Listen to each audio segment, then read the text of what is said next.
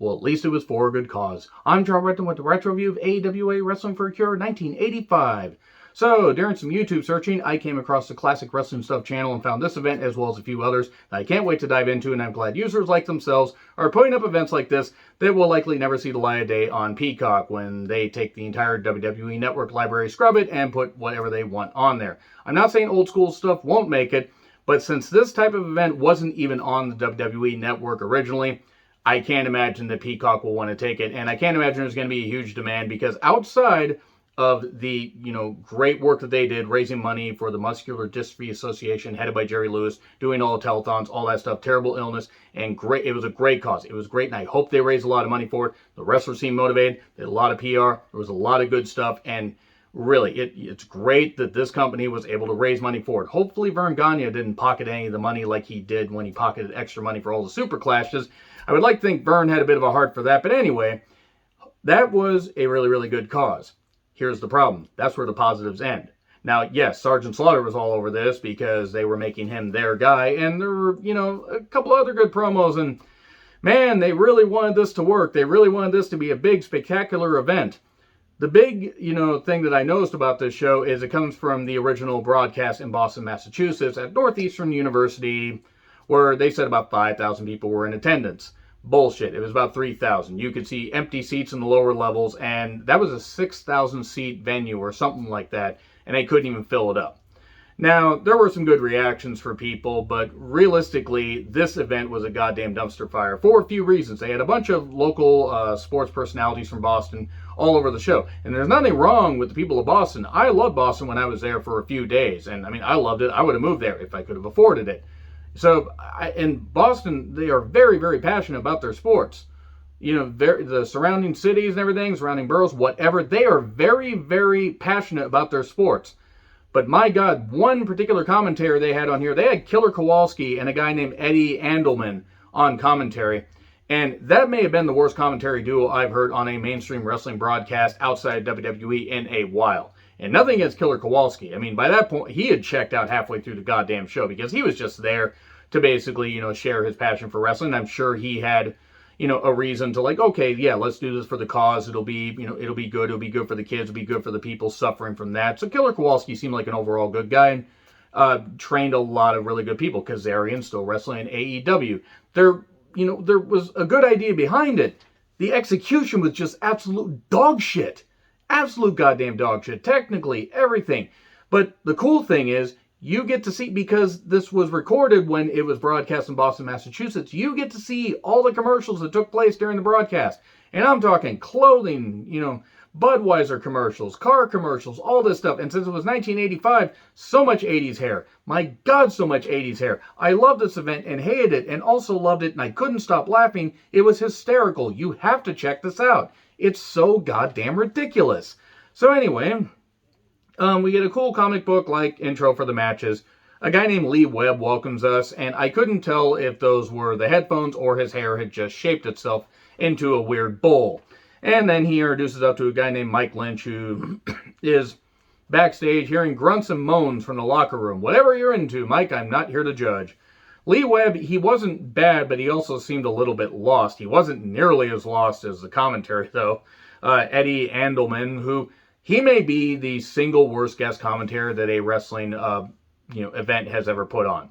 At least as far as one of this stature, one that was broadcast like this, one that people actually saw. I think he was worse than Art Donovan. He was actually worse. He didn't ask how tall this guy was or how much this guy weighed, but he was actually worse because Art seemed lost, but Eddie just seemed like he wanted to take over, and Killer Kowalski seemed like he wanted to beat the shit out of him at some point. You could hear him audibly groan. It was kind of funny, though, how Lee Webb said, "Here to call the blow-by-blow action. Phrasing, Lee. Phrasing. You are on broadcast television." New England's own Walter Killer Kowalski. Of course, he made his claim to fame inside the ring. He's a former world champion in the world of wrestling. That was the introduction from Webb. Sadly, that isn't even the worst thing that we'll get tonight. Then some guy named Chess Kane or Chris Kane. It was hard to hear some of this stuff. It was from an original VHS, so the audio and the video isn't all that great. But from WHGH Radio, boo, man, Boston doesn't even like their own radio stations. Sergeant Slaughter leads the crowd in the Pledge of Allegiance. Okay? Sergeant Slaughter was all over this goddamn show, by the way. Larry Zbyszko calls Bob Backlund illiterate and then proceeds to stumble over other words. Now, this was actually broadcast. Larry, you had one job. Don't F up the words. Don't, have an odor about you. A New World odor, if you will. Marcus Alexander Bag Smell. Man, he just loved to do that stuff when he did commentary in WCW. And Born in the USA was played throughout the arena and during some of the commercial bumps. And then they would do Saturday, Saturday, Saturday. They would do songs like that. Like this was just in the broadcast because they didn't care about paying any rights. So, sponsored by Budweiser, and then we get a Pearl Lauder Courier commercial. I'm pretty certain I mispronounced that because they even did a commercial about how people mispronounce their name. They were some kind of courier service where they could ship anything as long as it wasn't over 125 pounds. So basically, me outside of high school wouldn't have been able to be shipped. Not that I tried to be shipped from Boston, except that one time. Moving on. 10 minutes in, and we finally get to the ring. By the way, if you take out the commercials, it's about a 90-minute show. So we get guys named Ted Petty, Bob Shoop, Shoop-Badoop, and Steve Driscoll. Oh, God. That one guy from Riding with Death is looking for him. He's going to have his agent be it as Ben Murphyist. If you get it, you get it. So, Bob Backlund versus Larry Zbyszko. Booze all around. Man, Kowalski tried. I mean, he really did. Talking was never really his thing, but he knew something about wrestling. Eddie was terrible. He said Larry studied the Massachusetts Athletic Commission rules, and, the only rule was that you had to wear tights. This is the kind of comedy we're getting, and unfortunately, I think that was Eddie's funniest line. Larry was a great heel. Some cheered him because Boston is goddamn great. We get a pile driver, wacko or whammo. God, that's seriously what he's saying. Who thought this guy was a good idea? Oh, by the way, he also confused a shoulder breaker with being an atomic knee drop. I'm not kidding, by the way. He actually said this. I wrote down 2 pages of notes for this, front to back, because there was so much shit to unpack.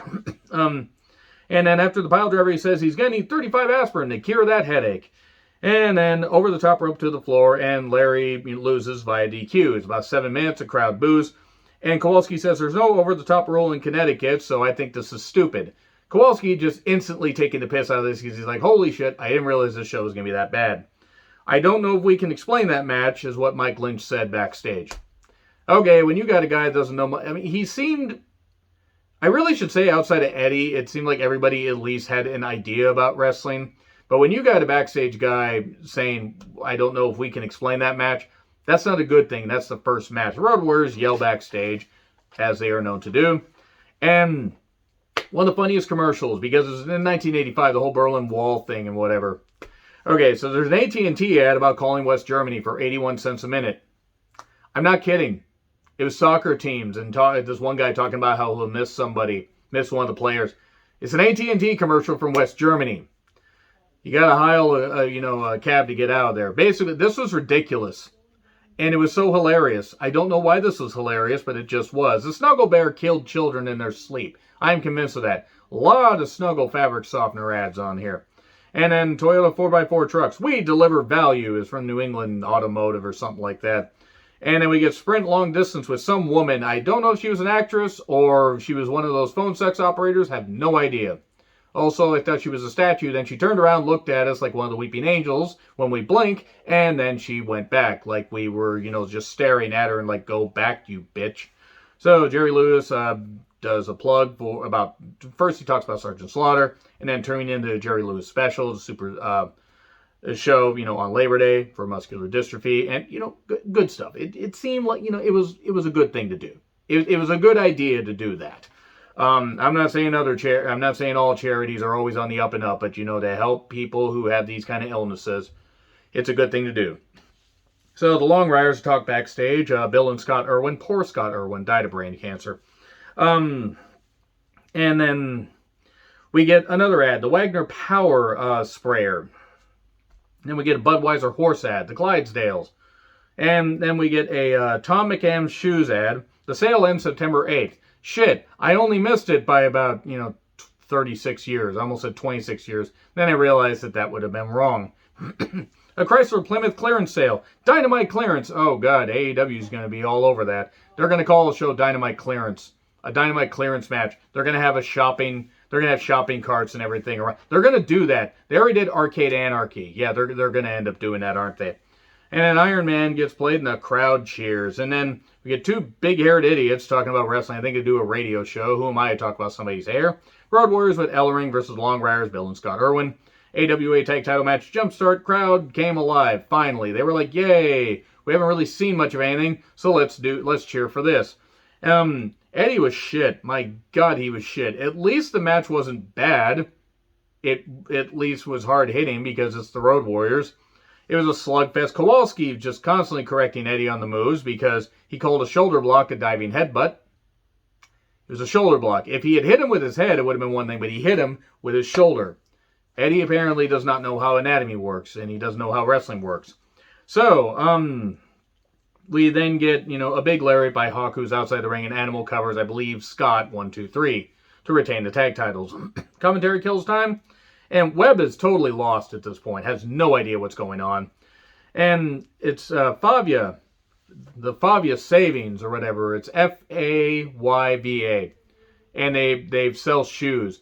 And I think that jingle's in my head. It's like a bad version of the Mentos jingle. And if you know, you know. And if you live in Massachusetts and you are familiar with Favia, please tell me, did they last long after this?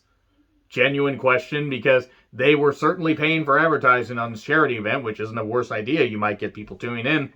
But yeah, they were advertising women's shoes here. And then we get an Oldsmobile ad. Man, I can't wait to get an 85 Oldsmobile and, have it crap out because it's 36 years old unless it's really maintained and maybe we put a whole new engine in there. And we get something other than an 85 Oldsmobile.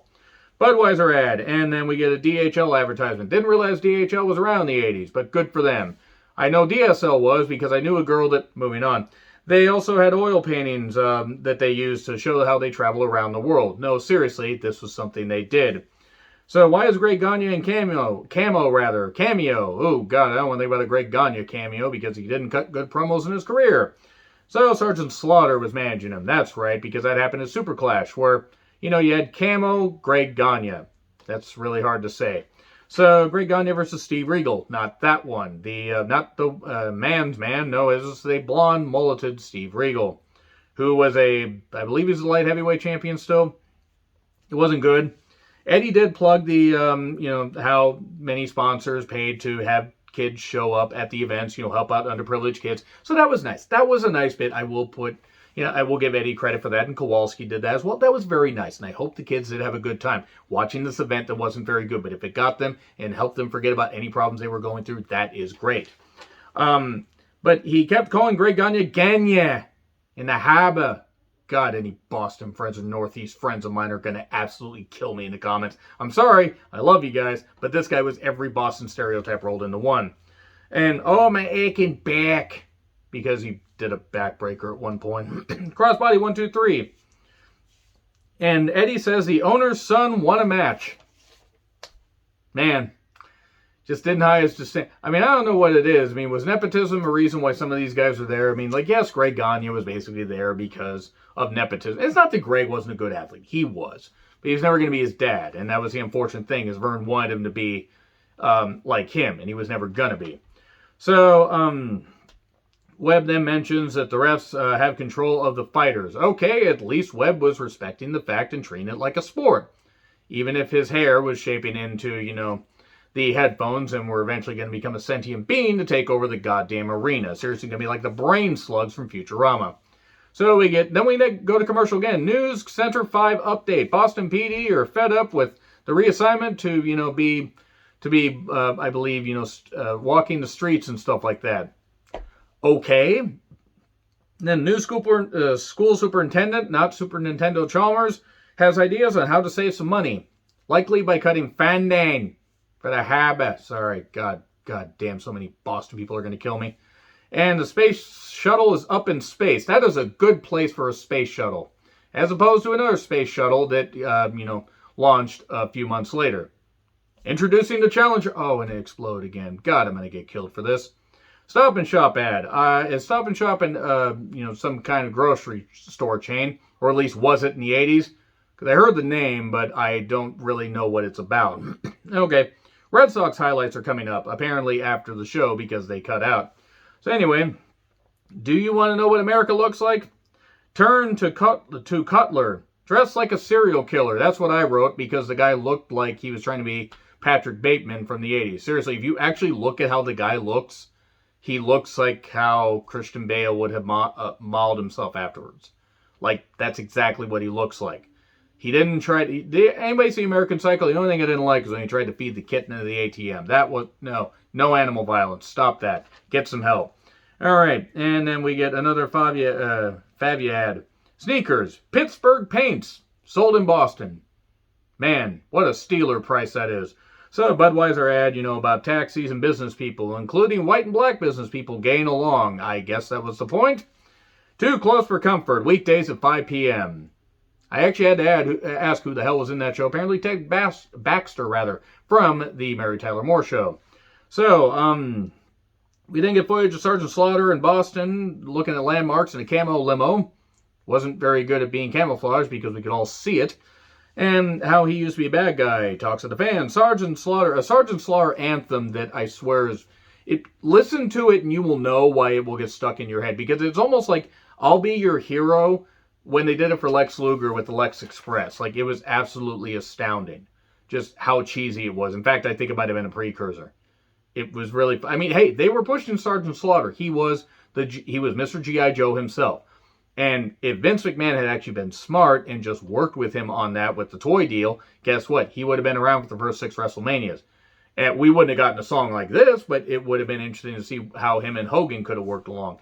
Hell, we might have even gotten heel Sergeant Slaughter before 1990.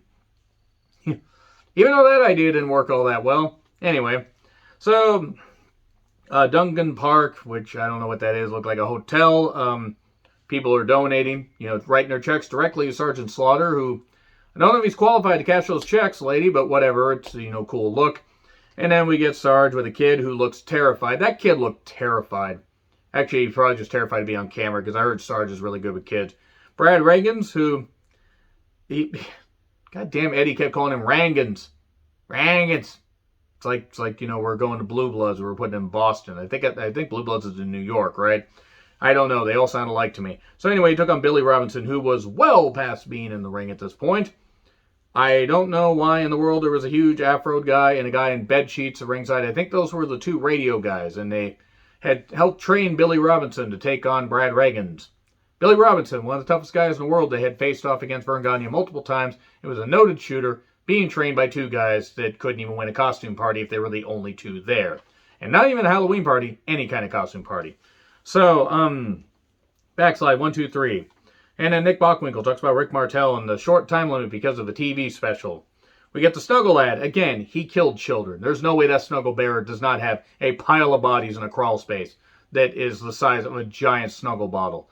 And also Robot Chicken making fun of him was kind of funny. So, Burger King ad with a He-Man cup. Man, I actually remember getting one of those. It was 4 years old. It was actually kind of cool. I have the power. I actually used to have one of those cups and it faded, and then we threw it away like 10 years later. Come and get me. Ladies. Skeletor just sitting there with a blank Rubik's Cube. I don't know what. That was one of the best things. Curse you, He-Man. So, the courier thing. And then TJ Maxx with the back to school ad. And the guy looked very creepy, like he shouldn't have been allowed around kids. So, Eddie then proceeds to take every shot at Canadians, talking about funny money and ruining our Coke machines, and Rick Martel coming down to earn some of that good old American money. Killer Kowalski was born in Windsor, Ontario, Canada. I wonder if Kowalski wanted to hit him. I mean, Kowalski might have recognized it was just a joke and they didn't mean anything personal, but it seemed like Eddie really hated Canadians, and it wasn't the only type of people that he hated. Nick Bockwinkel took on Rick Martel in a match that certainly happened. This should have been good, and it probably would have been better if it happened on a bigger event, or at least an event where they had more time. It's too bad his name isn't Bullwinkle, or I could do my Bullwinkle impression. Eddie providing great insight. So, then, time limit draw, boo. I mean, to be fair, Rick Martel was getting booed a lot as champion. And then, some guy who looks like he should be on a watch list to not be around children, or even within 500 yards of them. That's mean. I don't know what his deal is. He was interviewed, and then the mayor Lynn, from Lynn, Massachusetts, perhaps. I went to Lynn. It wasn't that bad. And then we get Sunico Ultra Gas, which just Sounds like it sounds like an SNK character, doesn't it? And then a Soloflex ad with 31 old-fashioned iron humping exercises. I may have misunderstood that. At least it wasn't a Bowflex because Benoit was no longer around, or wasn't around at this point. Budweiser ad with construction people. Born in the USA, and then the largest GAMC offer, of the decade for financing at the key Buick dealers. Man, you better rush there and try to get that if that thing's even still around. So many good sales, if only I had not been 4 years old and not on the opposite side of the country. So anyway, do they want me on the hand mic was an actual line that was said because they came back for commercial way too soon, or they didn't inform, Eddie on commentary. Greg Gagne talks about, the AWA and being one of the bigger, the big companies in the USA, which at that point, yeah, it certainly existed as a wrestling company. Actually, that's unfair. Even by 86, they were still doing some good stuff, but then by 87, Super Clash 2, and poor Kurt Hennig, he should have won in front of a bigger house than that. Anyway, and some guy named Doofenshmirtz, so Perry the Platypus is looking for him. Actually, I think it was Doofus, whatever. He looked like if Woody Allen was not as creepy and had more hair. He talks about wrestling. Slaughter talks about Boris Zukov, and then Slaughter gets a pop. And a huge cake. Where did the huge cake go? Where did they put the huge cake? Why did they bring it out there? And I think I actually know what happened to the cake, so I'm going to talk about that here in just a little bit. Then we go to more commercials. All-in-one phone from Bradley's. Well, actually, it was a phone in every room, including an answering machine that looked like an Atari 7800. Bobby ad, oh boy, we get more of that. That Mentos like jingle. And then Preston placed caulk. Don't you love pressing your caulk in place? An Irish guy, Irish caulk. Who doesn't like a nice, thick Irish caulk? I'm going to keep saying that to make this uncomfortable because this review is totally off the rails. Sergeant Slaughter versus Boris Zukov. I've got Larry Sharp on my lap, says Eddie, because Pretty Boy Larry Sharp was the manager of Boris Zukov and got thrown out there and landed in Eddie's lap. Larry Sharp's, he wasn't a bad wrestler, but he helped train a lot of good people. It was fine. Slaughter takes a corner bump to the floor, no padding at all, and toss off the top for 3. And then the commentary was complete ass, and trash got thrown in the ring. I don't know why trash got thrown in the ring. And then people run into the ring and pile in, and we didn't have an ECW-like ring collapse, but I think the cake got trampled. Maybe they all wanted cake. Ooh, cake, ooh, wait, I have a gluten intolerance, which was gluten intolerance even a thing in the 80s? Not knocking if you are, just genuine question. So more ads. We get a McDonald's fries ad. Hey, if you buy a Big Mac, you get 30% more fries. Remember the whole Super Size Me fries? Good God, I lost so many brain cells eating those. And also gained so many calories. Man, those were good. Super Size Me, though. Weird movie. Anyway, Webb and Eddie talk. Webby, if you will. It's a Webby grill. Eddie actually talks about, Boris Zukov. And Boris Zukov at one day said, I wouldn't want to be down here if the Rusky had won. That's a line that he said that was allowed to air. And again, some stuff in Boston, and we got more problem people here too. Slaughter promo, and then Webb. Good night, everybody. That's it. This was spectacular and terrible. The commercials, so good. Yeah, it's a rant. It was a good cause, but it was a terrible show. Anyway, agree, disagree what I said. Like, share, subscribe. Twitter handle in the description. I'm John Ritlin. I'll see you soon.